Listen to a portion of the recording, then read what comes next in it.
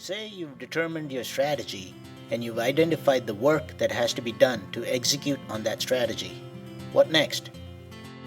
I've seen companies take a let's boil the ocean approach. In most cases, that indicates a lack of being strategic about the strategy.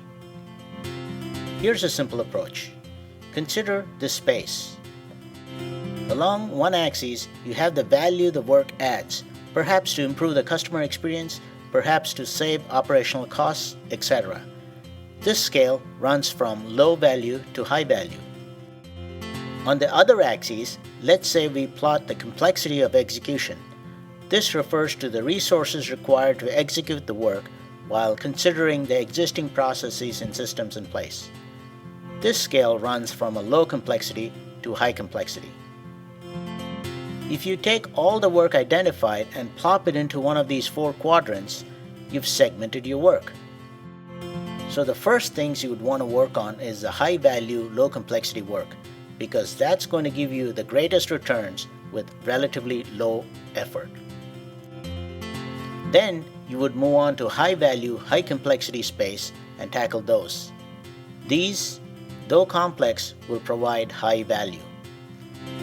The low value and low complexity work are typically those that can be automated, though there is a caveat here. This is low complexity in implementation, not necessarily in operations, but we'll ignore that distinction. As you embark upon this systematic approach of prioritizing work, you would have one major consideration, and that is the dependency among this work. As you're doing some high-value work, you may have to implement some low-value work along with it just to make sure that the customer experience is great. Say you intend to create a remarkable customer experience for customers in the hotel industry. You think that offering a bottle of champagne would really make a difference, so you implement the processes around that.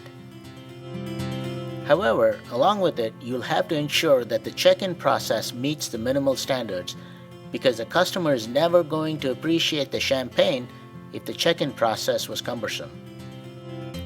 Now, this is basic prioritization. If nothing else, do this. You can get more creative by, for example, making the size of the circles correspond to the estimated time it'll take for implementation. The smaller the circle, the quicker the implementation. This means that you definitely want to focus on the small circles or the quick wins first in the high value, low complexity quadrant. Yet another enhancement would be to color code the circles by the functional area that owns the implementation. The bottom line is, do not treat all work equally. Categorize and prioritize for effective transformation of the organization. Thank you.